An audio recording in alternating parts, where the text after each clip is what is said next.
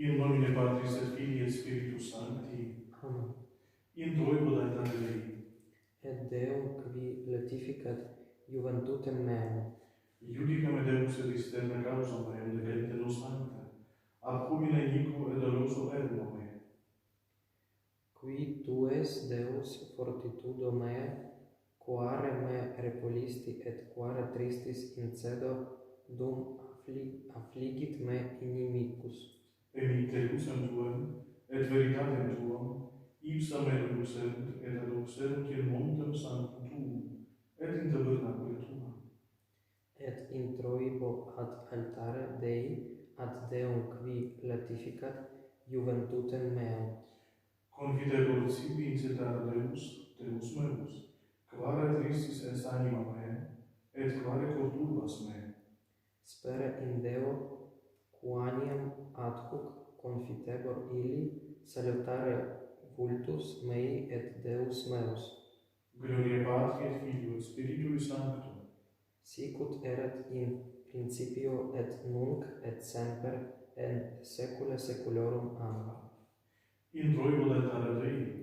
Ad Deum qui latificat juventutem meam, Adiutorum nostrum in nomine Domini. qui fecit celum et terram. Confiteor Deo Omnipotenti, Beate Maria Semper Virgini, Beatum Michael Arcangelo, Beatum Ioanni Baptiste, Sanctis Apostolos Petro et Paulo, omnibus sanctis, et vobis fratres, quia peccavi nimis cogitationem verbo et opere, mea culpa, mea maxima culpa. Ideo pregat Beata Maria Semper Virginem, Beatum Michaelem Archangelum, Beatum Ioannem Baptistam, Sanctos Apostolos Petrum et Paulum, omnes sanctus, et vos fratres orare pro me, ad Dominum Deum nostrum. Misereatur tui omnipotens Deus et dimissis peccatis tuis perducat te et vitam aeternam. Amen. Confiteor Deo Omnipotenti, Beate Mariae Semper Virgini, Beato Michael Archangelo, Beato Ioanni Baptiste, Sanctis Apostolis Petro et Paulo, omnibus sanctis et tibi Pater, qui peccavi nimis cogitatione verbo et opere, mea culpa, mea maxima culpa, ideo precor Beatam Mariam Semper Virginem, Beatum Michaelem Archangelum, Beatam Ioannem Baptistam, Sanctos Apostolis Petrum et Paulum, omnes sanctos, et te Pater orare pro me ad Dominum Deum nostrum.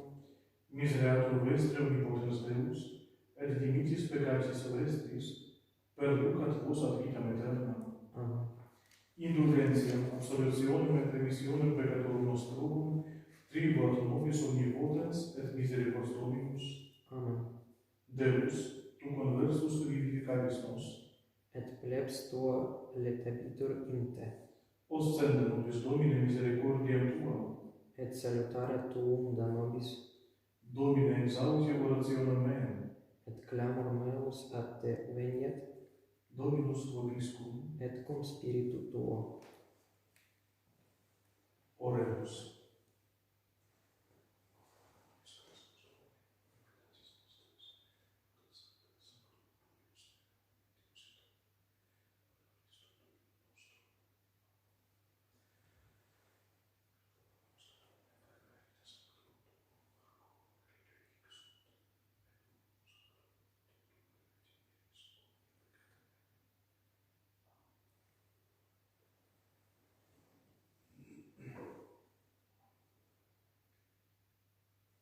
Quasimodo geniti infantes, alleluia, rationabile, sine dolo lac concupiscite, alleluia, alleluia, alleluia.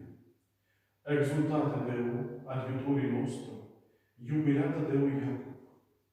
Gloria Patri et Filio, et Spiritui Sancto, sicut erat in principio et nunc et semper, et in saecula saeculorum.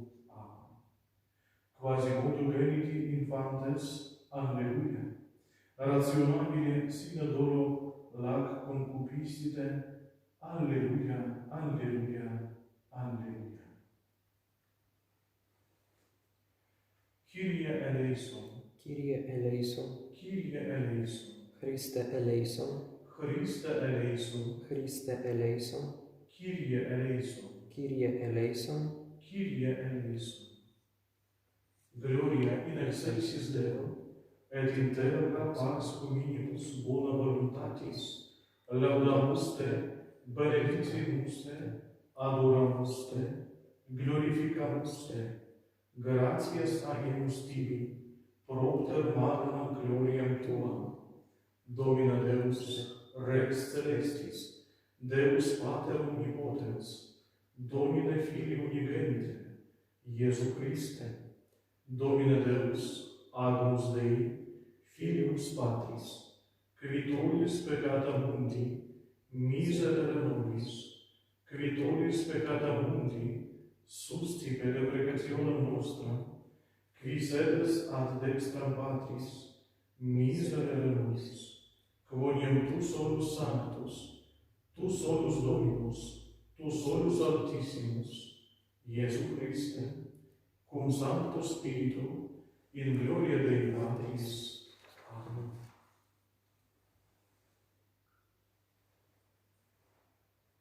Dominus vobiscum, et cum spiritu tuo. oremus.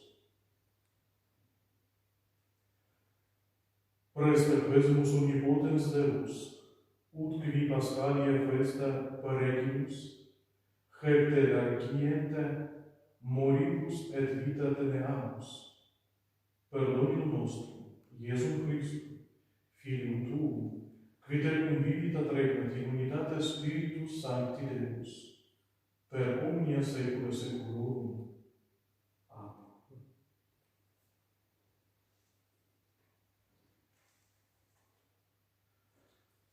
Lectio Epistolae Beati Ioannis Apostoli. Умилование. Усё, что наружно от Бога, перемагає світ. І гэтай перамогай, якая перамагла свет, ёсць нашая вера. Сведчанне Бога об Езусе. Хто ж перамагае свет, калі не той, хто верыць, што Езус ёсць Сынам Божым? Езус Христос прыйшоў праз ваду і кроў. Не толькі праз ваду, але і праз ваду і кроў. І Дух сведчыць пра яго, бо Дух – гэта правда. Бо трое тых, хто сведчыць – Дух, вада і кроў. І гэтыя тры адно. Калі мы прымаем сведчанне людзей, то Божае сведчанне большае, бо гэта ёсць сведчанне Бога, якое Ён даў пра свайго Сына. Хто верыць у Божага Сына, той мае сведчанне ў самім сабе. Хто не верыць Богу, той робіць яго і лгуном, бо не паверыў сведчанню, якое Бог даў пра свайго Сына. Deo gratias.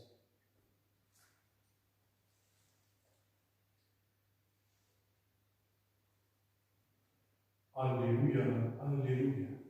In die resurrectionis mea, dicit Dominus, praecedam vos in Galilea. Alleluia. Post dies octo, Januis Clausis stedit Iesus in medie discipulorum suorum et dixit: Pax vobis. Alleluia.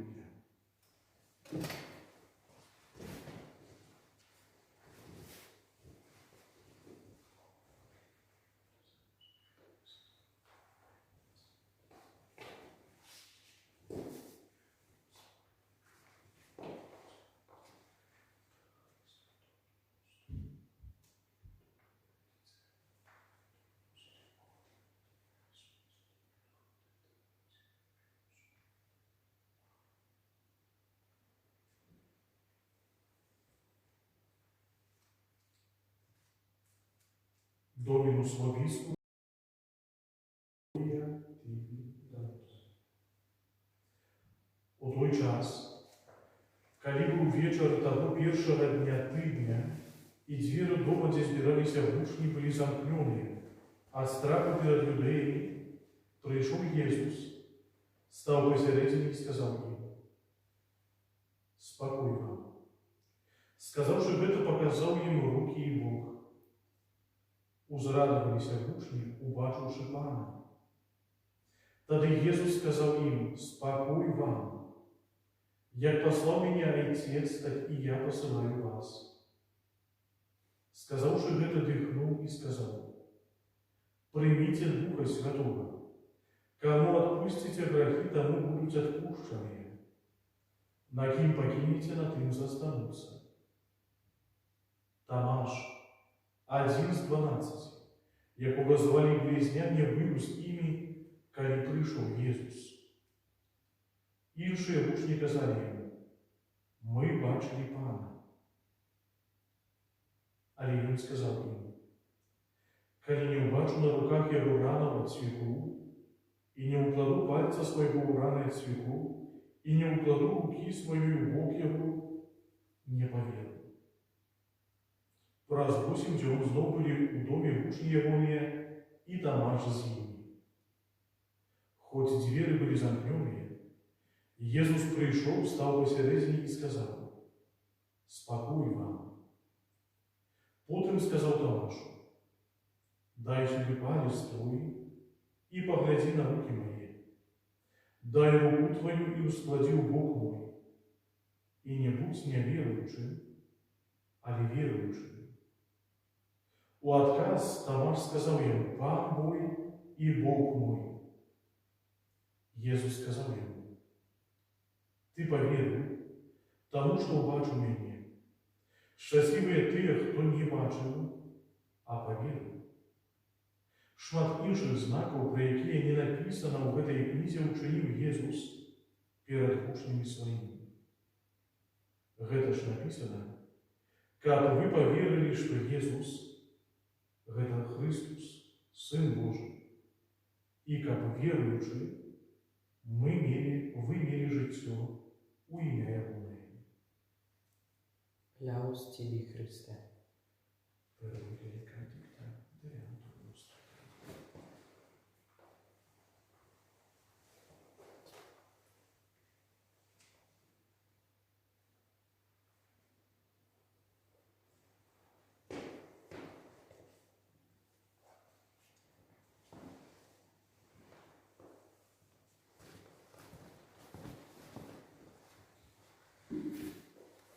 Дорогие, переживаем неделю у октаве Пасхи.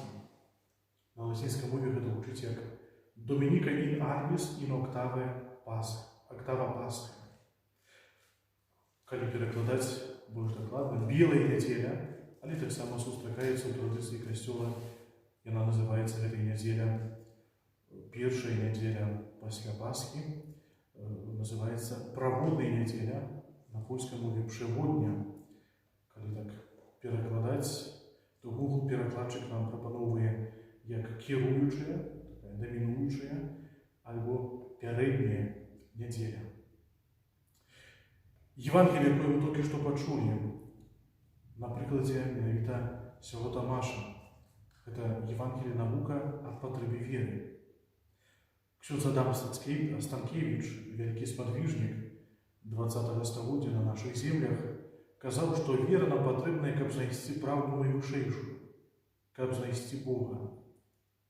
Сярод многіх жыццёвых загадак і таямніцаў адна толькі вера мае паказваць праўдзівую дарогу і як ясны светач свеціць нам у нашым жыццёвым падарожжы.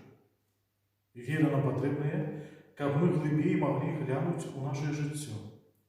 Праз вакно веры лягчэй мы бачым глыбіню жыцця і яе першыя прычыны, а таксама лягчэй пазнаём вышэйшае жыцця духовага над матэрыяльным. Вера нам патрэбная таксама для адраджэння нашай душы. Нашу веру не толькі вера душу нашу не толькі будзіць, але і асвячае і дарыць яе спакоем і ўнутранай радасцю. Таму вельмі сімвалічнымі гучаць сёння словы, якія гаворыць нам Христос, гаворыць Тамашу, але таксама кожнаму з нас. Будь не неверуючым, не недаверкам, але веруючым, тым, хто мае жыццё у імя Христа, хто жыве праз Христа С Христом і у Христі.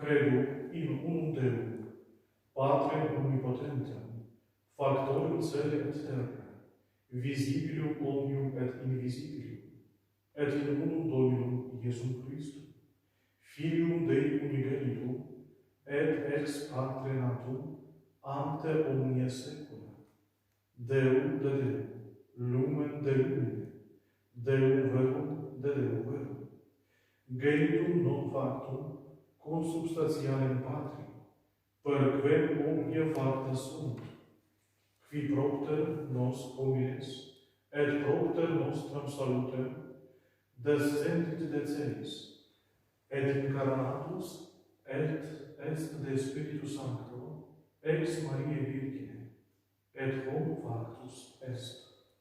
Crucifixus etiam pro nobis, sub Pontie Pilato passus, et sepultus est, et resurrexit tertiarie, secundum Scripturas, et ascendit in celum, sedet ad dextrem Patris, et iterum venturus est cum gloriae judicare vivos et mortuos, cuius regni non erit finis, et in Spiritum Sanctum, Dominum et vivificantem, qui ex Patre Filioque procedit, qui cum Patre et Filio simul adoratur, et cum glorificatur, qui locutus est per prophetas, et unam sanctam, catholicam et apostolicam ecclesiam, confitor unum baptisma, in remissionem peccatorum, et expecto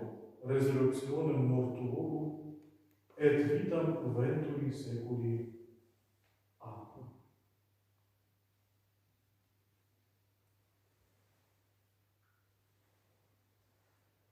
Dominus vobiscum, et cum spiritu tuo. oremus.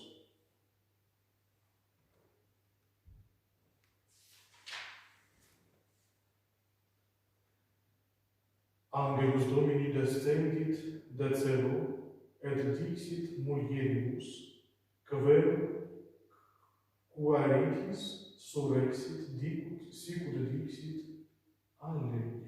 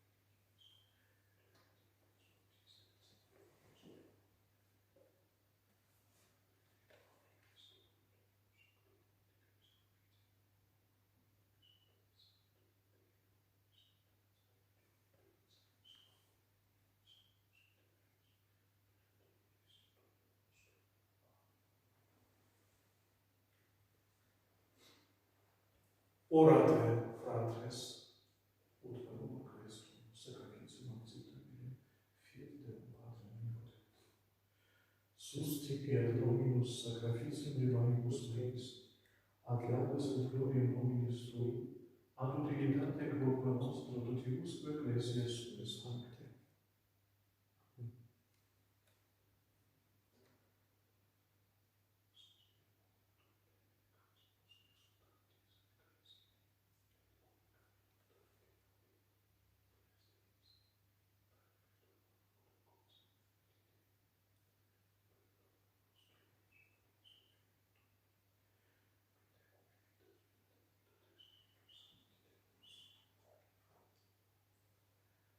Per omnia saecula saeculorum, Amen. Dominus vobiscum, Et cum spiritu tuo, sursum corda, habemus ad Dominum, gratias agamus Domino Deo nostro, dignum et justum est.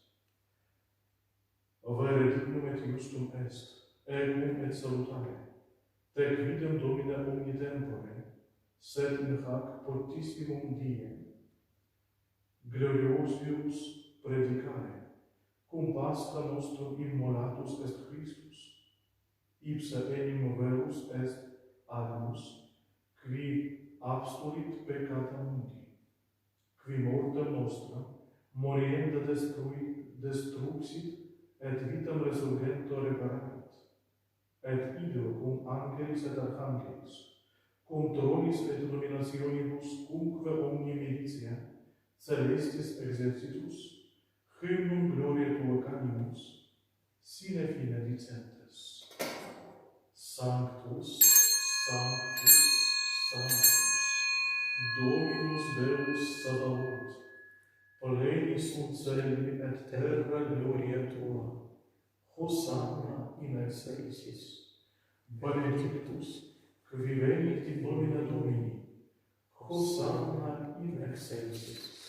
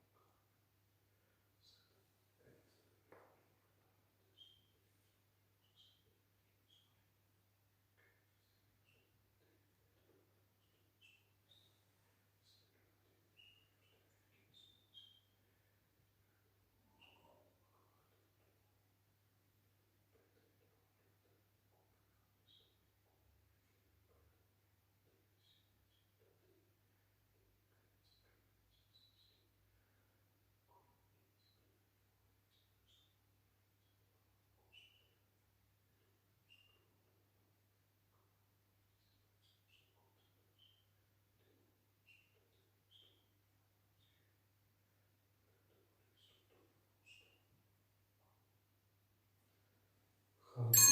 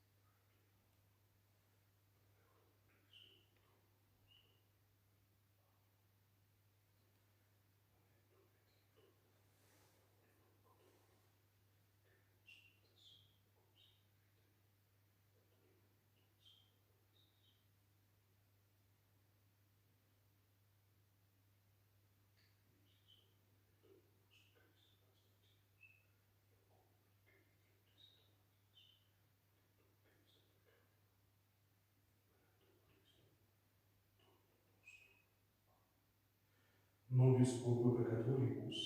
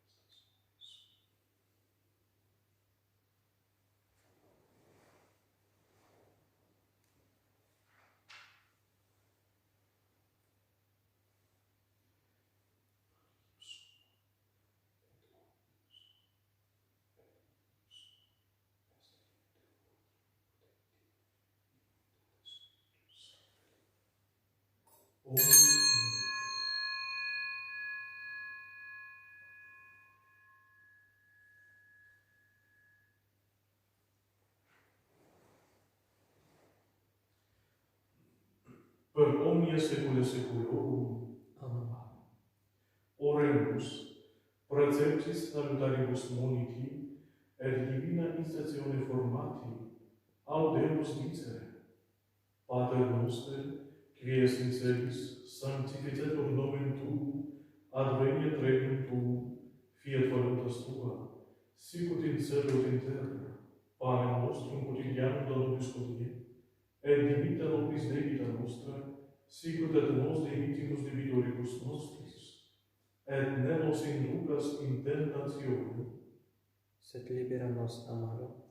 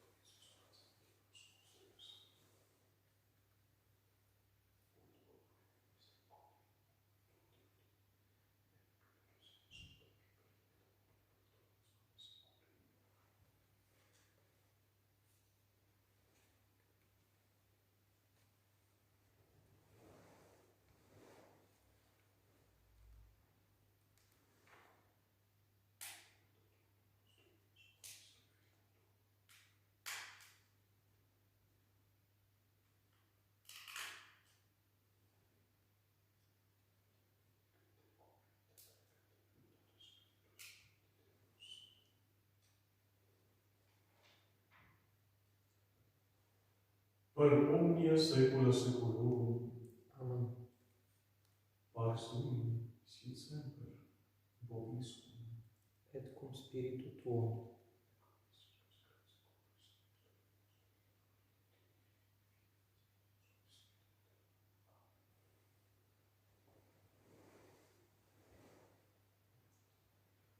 Agnus Dei, qui tollis peccata mundi, miserere nobis. Agnus Dei, qui tollis peccata mundi, miserere nobis. Agnus Dei, qui tollis peccata mundi, dona nobis pacem.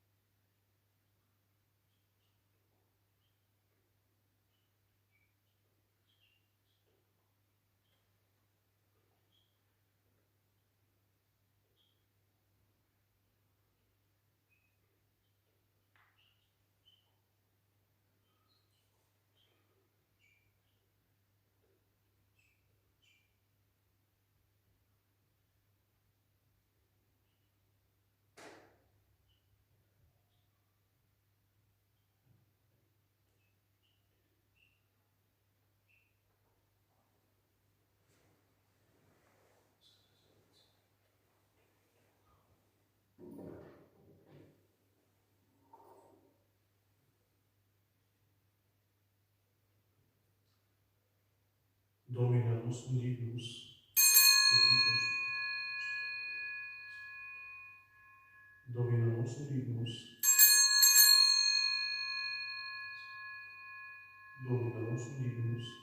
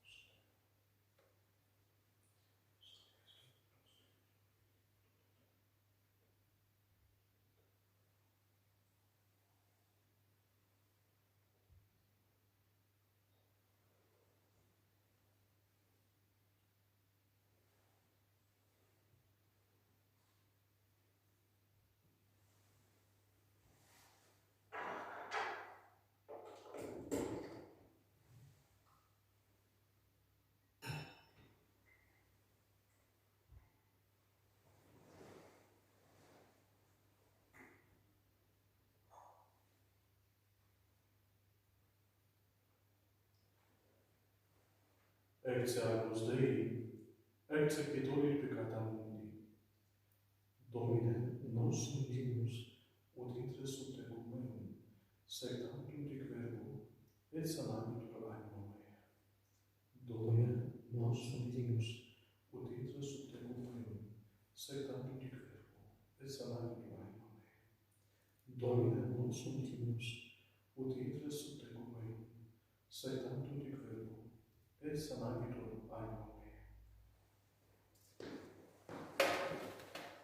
Corpus Domini nostri Iesu Christi, custodit animam tuum in vitam aeternam.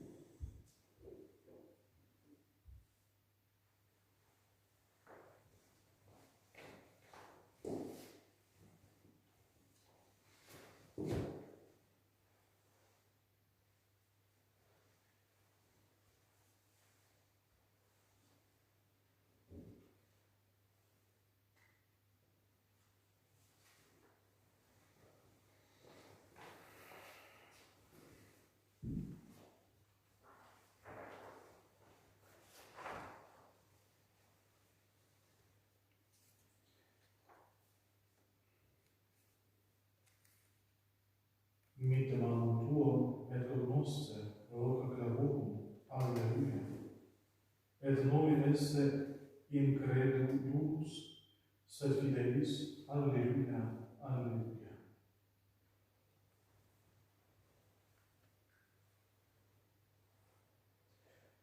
Dominus vobiscum, et cum spiritu tuo. oremus. Quesumus Domine Deus noster, ut sacrosanta mysteria, que pro reparationis nostre munimine constituisti, et presens nobis remedium esse facies et futurum, per Dominum nostrum, Iesum Christum, Filium Tuum, vite cum vivit et regnat, in unitate Spiritus Sancti Deus, per omnia saecula saeculorum. Amen.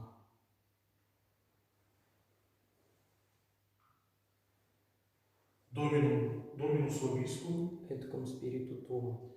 ite missa est, alleluia, alleluia. Deo gratias. Deo gratias, alleluia, alleluia.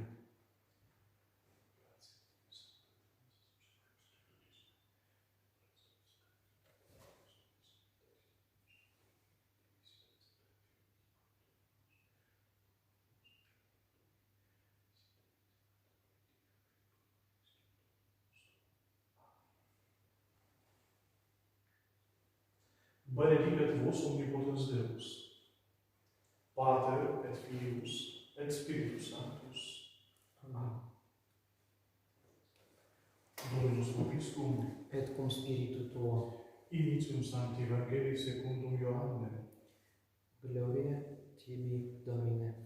In principio erat verbum, et verbum erat apud Deum, et Deus erat verbum, hoc erat in principio apud Deum, omni per ipsum facta sunt, et sine ipso factum est nihil, quod factum est, in ipso vita erat, et vita erat lux hominum, et lux in tenebris lucet, et tenebrae eum non comprehenderunt.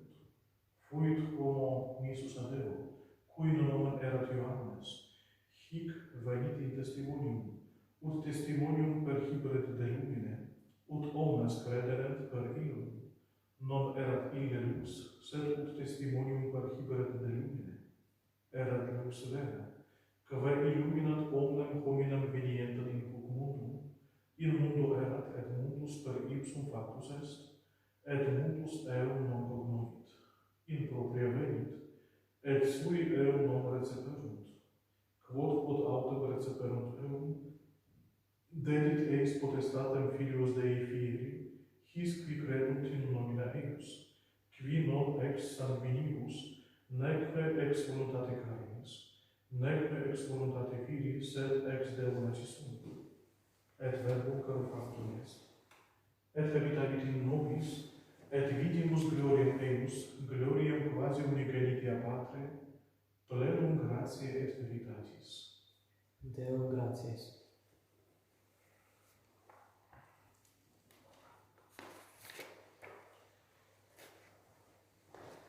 Витай, Мария, полная ласки, Пан с тобою, благословенная ты между женщинами, и благословенный плод лона Твоего, Иисус.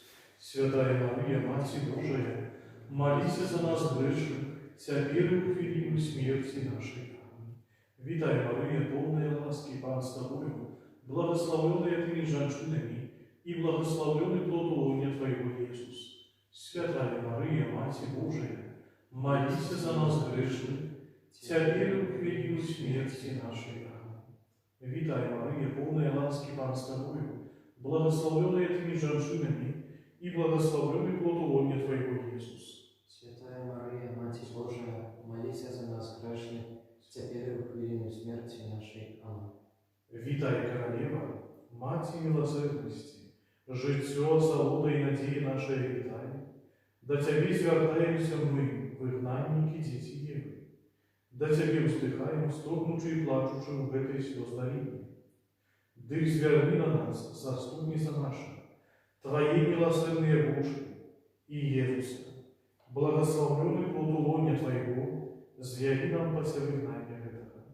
О ласкавая, о литостивая, о солодкая Панна Мария, молись за нас, Святая Богородица, остались годными обетованию Христовых. Молимся. Боже, притулок нашей силы, зерни ласкаво на народ Твой, что до Тебе звертается. И про заступничество хвалебное и беззаганное Тебе, Богородицы Марии, со святым Языком и Епраником, и со святыми апостолами Твоими Петром и Павлом, и усими святыми, молитвы, что мы заносим за наготание грешников, за свободу и возвышение Святой Матери Церкви, милостивый и спогадно Христу. Просторожа Христа, Пана нашего. Аминь.